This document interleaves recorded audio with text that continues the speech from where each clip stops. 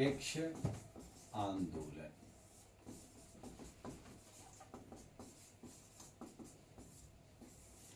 ठीक है, गुट निरपेक्ष आंदोलन भारत में क्यों लाया गया, भारत ने क्यों लाया, इसकी मूल वजह क्या थी।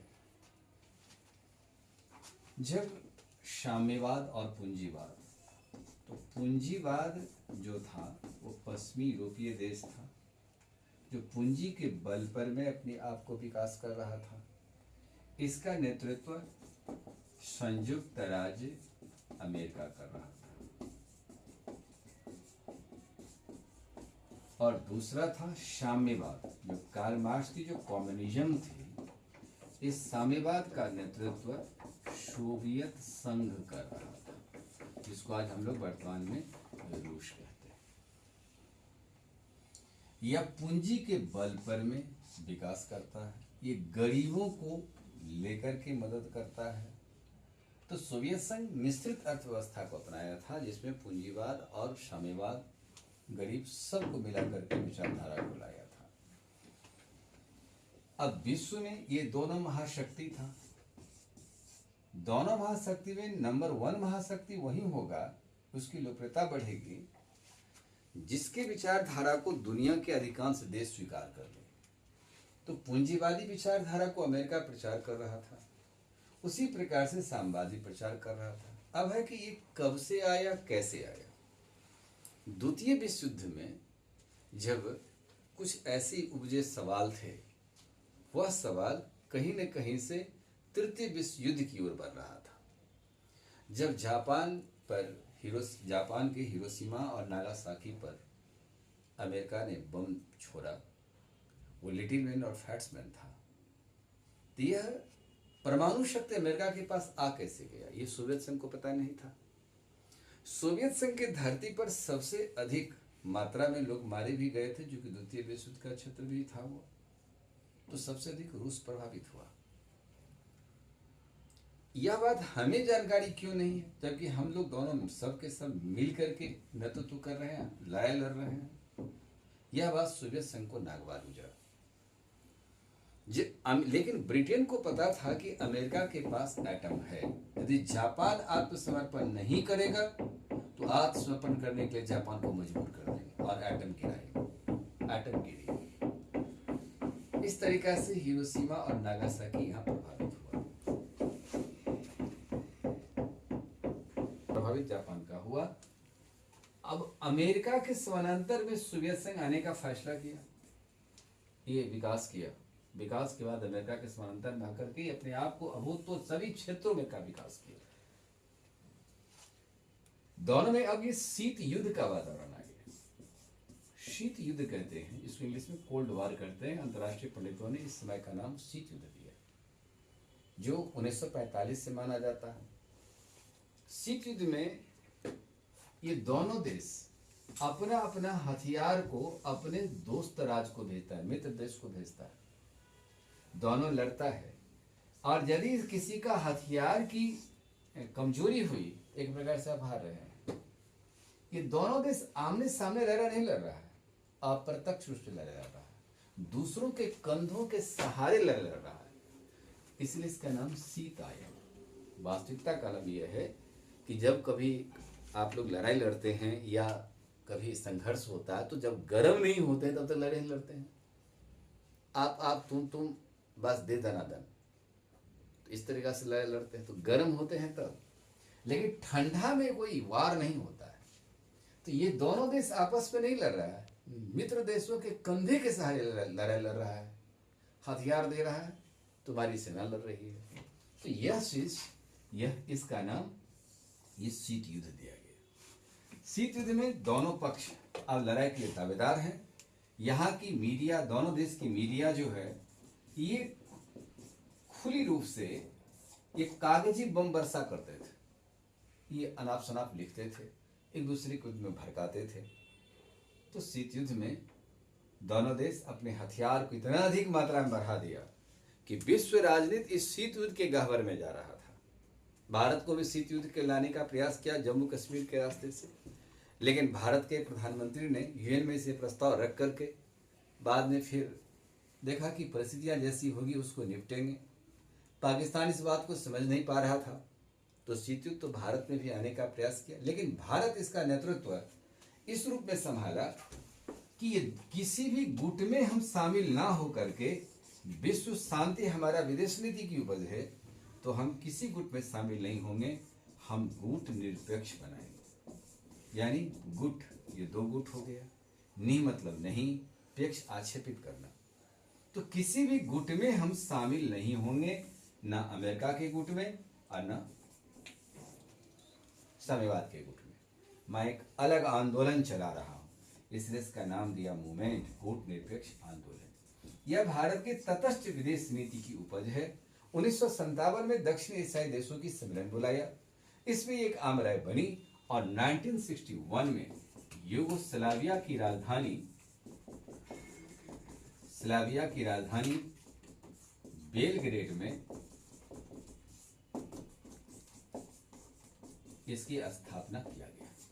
इसमें 25 राष्ट्र की सहमति थी, इसीलिए नाम विकासशील देशों की संगठन है।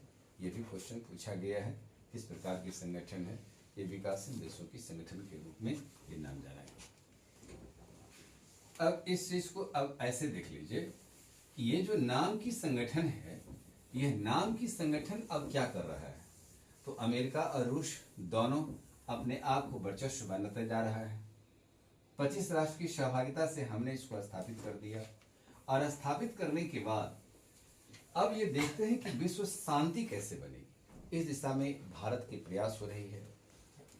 ब्रिटेन और अमेरिका के टेलीग्राफ न्यूज़पेपर्स जब रूस के राष्ट्रपति और अमेरिका के राष्ट्रपति को दोनों किनार पर फोटो छापते थे, तो बीच में भारत के प्रधानमंत्री पंडित नेहरू का फोटो छापा जाता था। नेहरू एक कूटनीतिज्ञ के रूप में उभर करके आए, भारत की विदेश नीति को महाशक्ति की श्रेणी में लेकर जाने का प्रयास किया। ये इस प्रकार आज ये नाम भारत की विदेश नीति की शानदार सफलता की नीति मानी जाती है। अब देखिए कि ये कैसे कैसे आगे बढ़ा। जब 1961 में बना, तो संयुक्त राष्ट्र संघ ने भी इस बात को समझा कि नाम सही है और नाम की सफलता की ओर अग्रसर होना चाहिए। विश्व के कुछ देश ने नाम की सफलता की कामना भी किया, लेकिन कुछ महाशक्तियां जिसमें अमेरिका शामिल था, यह गुट निरपेक्ष आंदोलन को परिभाषित करने से भी दूर हो गया। अपने विद्वानों को यह परहेज रखा कि आप इसे शामिल नहीं कर सकते। यह बात उन्होंने घोषणा भी किया था। लेकिन 1961 के बाद जब पंडित नेहरू साहब जब पहुंचे संयुक्त राष्ट्र अमेरिका, तो अमेरिकी कांग्रेस में नाम की पहली बार डिफिनेशन भी उन्होंने दिया कि उसमें नेहरू जी ने कहा था, यदि हमारे ऊपर यदि कोई देश हमला करता है तो मैं वहां ना तो चुप हूं और ना चुप रहूंगा, मैं उसके साथ युद्ध लड़ूंगा। कारण हमारे सॉवरेंटी को ललकारा जाएगा तो मैं इसे छोड़ नहीं सकता हूं। कि नेहरू जी ने इस बात को कहा। लेकिन विश्व राजनीति में यदि मुझे किसी युद्ध में फंसाया जाएगा तो मैं उसमें शामिल नहीं हो सकता हूं। भारत विश्व शांति की दिशा में बहुत सारे प्रयास किया कि सबसे पहले दक्षिण अफ्रीका की जो काले घोड़े की समस्या थी, इसके लिए अफ्रीकी एकता कोष की गठन संयुक्त राष्ट्र संघ के मंच पर करवाया था। यह बात तो ऑलरेडी नाम में ही प्रस्तावित होकर के वहां गया था। फिर कहा कि पूर्ण निशस्त्रीकरण, कोई परमाणु नहीं, कोई हथियार विनाशक होना ही नहीं चाहिए, पूरा दुनिया को निशस्त्र कर दो। भारत पूर्ण निशस्त्रीकरण की बात किया। इसलिए भारत सीटीबीटी पर हस्ताक्षर करने से इनकार किया था, क्योंकि मेरी नाम नीति की सिद्धांत थी, नेहरू की विचारधारा थी कि यदि हम सीटीबीटी पर समर्थन कर देते हैं, हम सिग्नेचर कर देते हैं, तो फिर तृतीय विश्व के सामने में सबसे बड़ी सवाल खड़ा हो जाएगा, जो आखिर पूंजीवादी देश चाहता था। इसलिए उन्होंने कहा कि आप लोग पूर्ण निशस्त्रीकरण की बात करिए, और आप अमेरिका और रूस जब सिग्नेचर कर देता है, अमेरिका सिग्नेचर कर दे, मैं सिग्नेचर करने को तैयार हूं। इसलिए भारत सीटीबीटी का वो पहला देश था जिसमें से विरोध किया था, समर्थन नहीं किया। तो पूर्ण निशस्त्रीकरण, अफ्रीकी एकता कोष, दूसरा पूर्ण निशस्त्रीकरण, तीसरा एनईओ की स्थापना पर बल दिया जाए, एनईओ की बात किया। इस प्रकार से जब दोनों देश में तनातनी बनती थी, तो भारत उस तनातनी को यहाँ पर गुट निरपेक्ष कंट्रोल करने का काम किया। नियो के द्वारा एक नवीन अर्थव्यवस्था थी कि कच्चे माल और पूंजी माल की दूरियां कम करिए। विकासशील देश के पास कच्चे माल ज्यादा है और विकसित देश के पास कच्चे माल निर्मित माल है। तो मशीन से आप बना करके हम ही को वस्तु को बेचते हैं, तो स्वाभाविक है कि आप हमें महंगी रेट में बेचते हो। तो कहा कि अपने जीडीपी का कुछ अंश भी हमें दे दीजिए, या नहीं, उसे इनकार किया विकसित देश ने, खासकर अमेरिका ने इसका विरोध किया। उसके बाद कहता है कि आप ऐसा करिए कि मुझे कर्ज दीजिए, तो विकसित देश कहता है कि पुरानी कर्ज लौटा दीजिए, कहता है कि नया कर्ज दीजिए, फिर हम लौटाते हैं। लेकिन इस वाहफो की स्थिति में नियो को आगे विकास नहीं किया जा सका। अब कोविड के टाइम में भी देखिए भारत ने शानदार भूमिका निभाई, जिसमें जो उस समय की सामग्री की उपयुक्त दवा थी उसको उपलब्ध भी करवाने का कार्य किया। भारत उसमें अपने आयुर्वेद की दवा को दुनिया में प्रचारित भी किया और भेजा भी। कोविड वैक्सीन भी दूसरा देश को दिया, प्रदान किया। तो इस प्रकार से संयुक्त राष्ट्र संघ के मंच पर विश्व शांति की अमन की दिशा में जो यह नाम राष्ट्र की बात किया वो गंभीर थी। दूसरा चीज है कि नाम राष्ट्र के नेता के रूप में WTO के मंच पर भी भारत अपने एक नवीन अर्थव्यवस्था की ओर बढ़ रहा है और विकासशील देशों का पक्ष ले रहा है। यह भी भारत इसका नेता बन गया। इस प्रकार से नाम सफलता की ओर बढ़ने के बाद 1961 में ऐसी राजनीति हुई कि रूस की अर्थव्यवस्था बिखर गई, और रूस की अर्थव्यवस्था जब बिखर जाती है तो 1991 में सोवियत संघ 15 भाग में बंट जाता है। उस समय सोवियत संघ के राष्ट्रपति मिखाइल गोर्बाचेव थे, और मिखाइल गोर्बाचेव हालांकि बहुत अच्छे नेक इंसान थे, ये अच्छे नेक इंसान भी थे, कंप्यूटर मैन भी कहा जाता था इनको, त्वरित निर्णय भी लेते थे। लेकिन इनकी रूस ने अपनी आर्थिक स्थिति यहाँ इतनी बिगड़ गई थी कि अपने हथियार को जो अमेरिका जो आगे बढ़ाने का कार्य किया, इस रेस में सोवियत संघ पिछड़ जाता है। 15 भाग में सोवियत संघ टूट जाती है। इसमें बड़ा भाग वही है रूस, और इसका नेता रूस बना। यहाँ पर ये अमेरिका की यहाँ जीत हो गई। रोनाल्ड रीगन उस समय अमेरिका के राष्ट्रपति हुआ करते थे।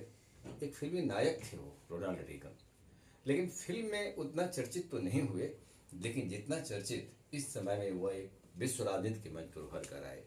अमेरिका ने कहा कि रूस को मैंने हरा दिया, मैंने सोवियत संघ को हरा दिया, और अंतिम नीति जो मिखाइल गोर्बाचेव का था, पेरेस्ट्रोइका और ग्लास्तनोस्त, वह पुनर्निर्माण की दिशा में फिर से प्रयास किया, लेकिन वह सफल नहीं हो पाया।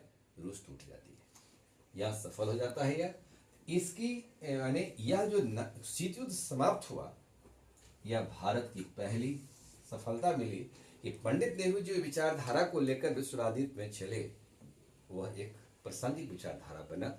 आज 120 राष्ट्र नाम में है, 25 से सफर करके 120 तक है। सफलता की दूसरी बात हुई कोलंबुर शिखर सम्मेलन में भारत के प्रधानमंत्री अटल बिहारी वाजपेयी जी ने इसमें एक नया व्यवस्था कायम किया कि नाम तो अभी कुछ ही उपलब्धि हासिल किया है, और भी इसकी उपलब्धि हासिल करना है।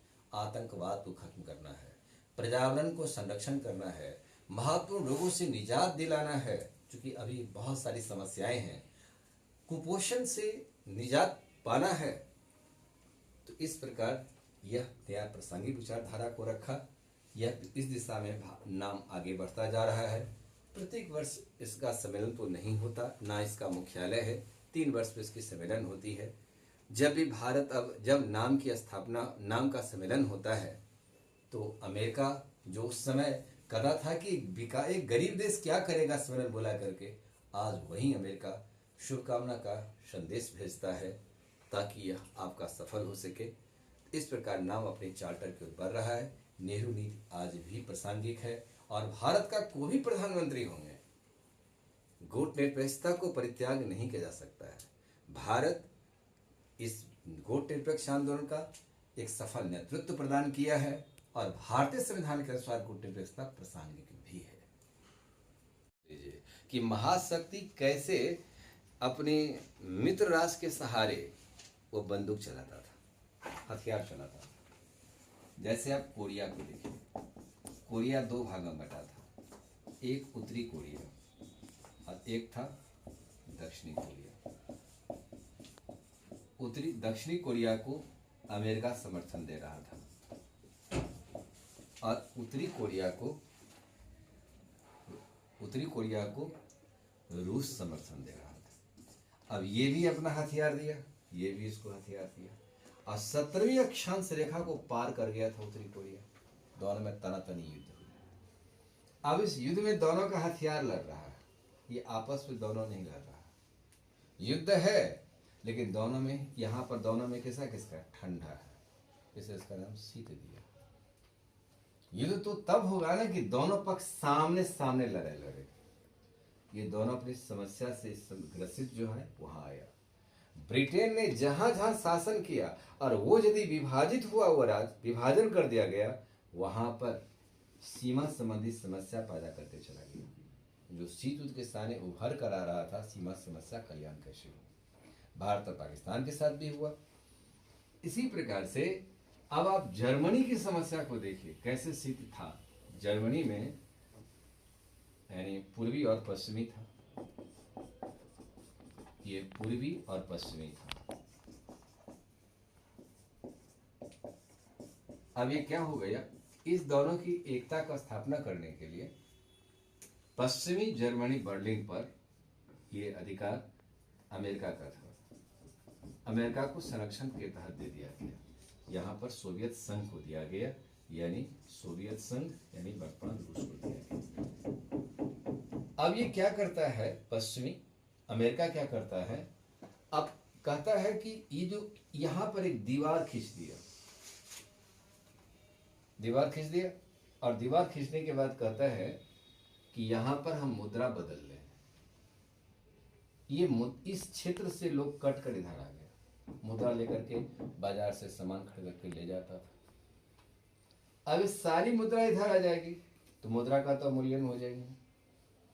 तो सोवियत संघ क्या किया, एक दीवार खींच दिया, यहाँ पर कोई नहीं आ सकता है, जा सकता। अब कोई आएगा जाएगा, पश्चिमी बर्लिन में जाने के लिए एक तो हवाई मार्ग है, एक रास्ता इधर से ही है, बस एक मात्र रास्ता है। कैसे जाइएगा? तब संयुक्त राष्ट्र संघ के प्रयास से दीवार को हटाया गया। कहा कि अब दीवार खींचना जरूरी है ना, क्योंकि आपकी मुद्रा हमारे देश में क्यों आएगी, इस क्षेत्र में क्यों आएगा, यहाँ की जनता के साथ समस्याएं पैदा हो, यहाँ से सामान खरीद कर तू लेके जा रहा है, यहाँ से करेंसी इधर आ, तो दोनों कूटनीति की लड़ाई लड़ रहा था। आपको हम हरास कैसे दें, आप जिस विचारधारा को आगे लेके जा रहे हैं, आपको करारी हार दिलाना है, शिकस्त देना है। ये अमेरिका और रूस बैठ करके एक मास्टरमाइंड का विचार सोच रहा था। उस मास्टरमाइंड को सारे में काउंटर करने का काम एक गुड डिप्लोमेसी नीति के अलावा दूसरा कोई साधन नहीं था। इसलिए मास्टर स्ट्रोक 3 देश उस समय खेल रहा था, एक रूस, अमेरिका और तीसरा भारत के प्रधानमंत्री नेहरू, और तीनों की वर्चस्व की लड़ाई हुई। इसमें यदि अमेरिका कहता कि मैं शीत युद्ध में जीत गया, तो यह जीत भारत की शानदार जीत है कि बिना हथियार उठाए लड़ाई लड़ लिया। यही तो श्री कृष्ण की प्रतिज्ञा थी कि महाभारत की लड़ाई में मैं हथियार नहीं उठाऊंगा, और नहीं उठाए। एक बार संजोग से ऐसा मौका मिला भी, जो पितामह पर में हमला होने वाली बात थी, लेकिन अर्जुन ने उनको पकड़ लिया कि आप ऐसा काम मत करिए, मैं लड़ाई लड़ रहा हूं। तो इस प्रकार से भारत अपनी धर्म नीति, संस्कृति को कभी त्यागा नहीं, सभी नीति को स्वीकार किया, और दूसरे की नीति जो नया आ रहा है उसको अपनी नीति से सीधे सीधे निशाना लगा, निष्क्रिय की। यह नीति ठंडा है, ठंड है, ठंड में क्या विचार, ठंड है, भावनाएं ठंड है, तो लड़ाई कैसे होगी?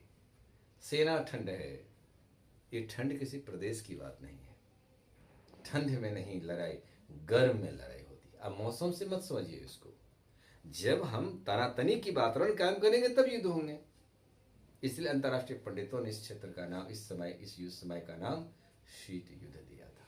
और तनाव शैथिल, ये तनाव जो था युद्ध की ओर बढ़ रहा था, लेकिन 80 के बाद ये धीरे धीरे तनाव शैथिल्यता की अवस्था में आ गया कि रूस और अमेरिका दोनों हॉट एंड बना लिया तो युद्ध नहीं करेगा, तनाव शैथिल्य हो गया तो शीत युद्ध खत्म हो गया।